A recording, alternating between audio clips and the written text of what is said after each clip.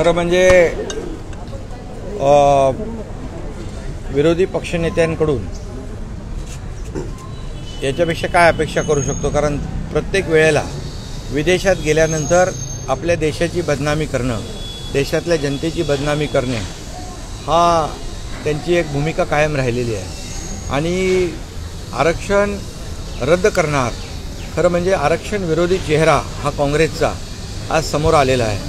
ओटामध्ये जे असतं ते ओटामध्ये येतं आणि ते त्यांनी बोलून दाखवलं आहे की आरक्षण रद्द करण्याची भूमिका काँग्रेसची आहे म्हणून। खरं म्हणजे त्यांनी बाबासाहेबांना धोका दिला, बाबासाहेबांना काँग्रेसने दोनदा धोका देऊन पराभूत केलं आणि जे बाबासाहेबांना धोका देऊ शकतात ते आरक्षणाला कधी धोका देऊ शकतात। त्यामुळे बाबासाहेब नेहमी सांगायचे काँग्रेस हे जळकं घर आहे आणि म्हणूनच बाबासाहेबांना जे काही अनुभव आलेला तो त्याच्यातून ते बाबासाहेब आपलं विचार सांगत होते, मांडत होते आणि म्हणून खऱ्या अर्थाने याचा निषेध करावा तेवढा थोडा आहे। बाबासाहेबांनी आणि संविधानाने दिलेलं जे आरक्षण आहे हे आरक्षण कायम राखण्यासाठी महायुती सरकार, NDA सरकार, पूर्णपणे केंद्र सरकार, राज्य सरकार या आरक्षणाच्या पाठीशी आहे। आरक्षण रद्द करण्याची हिंमत कोणी करेल त्याच्या विरोधामध्ये केंद्र आणि राज्य सरकार उभं राहील।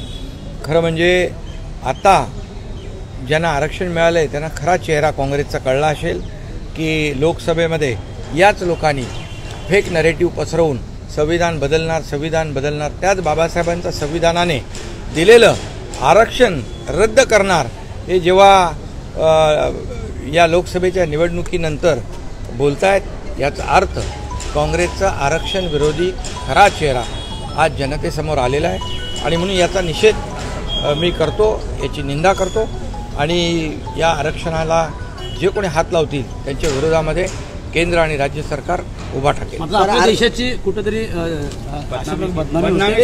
आपल्या देशाची बदनामी जनता आपण म्हणजे हे देशप्रेम काय आहे म्हणून या तमाम देशभक्तांनी, देशप्रेमी जनतेने याचा विचार केला पाहिजे।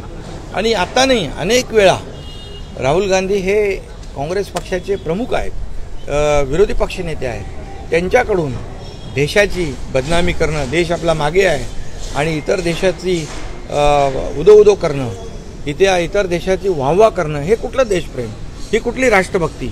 आणि म्हणून याचा निषेध करावा तेवढा थोडा आहे। मी याचा निषेध जगाला हेवा वाटेल असं भारताचं नाव पंतप्रधान नरेंद्र मोदी जगाला हेवा वाटावा अशी भारताचं नावलौकिक आज जगभरामध्ये भारताचं आहे। आपल्या देशाचं नाव पूर्ण जगभर रोशन करण्याचं काम आपले प्रधानमंत्री नरेंद्र मोदीजींनी केलेलं आहे।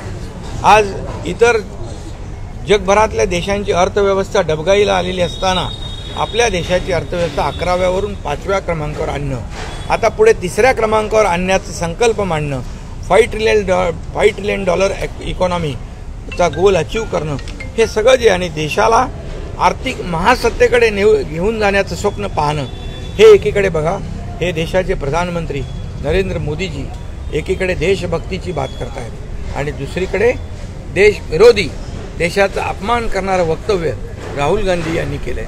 म्हणून मी त्यांचा निषेध करतो। संविधान विरोधी कोण आहे? संविधान विरोधी बोलण्यातून आज दिसलेला आहे आणि म्हणून संविधानाला मानणारी जनता या देशातली सुज्ञ आहे आणि येणाऱ्या काळामध्ये काँग्रेसला धडा शिकवल्याशिवाय राहणार। ABP माझा, उघडा डोळे बघा नीट।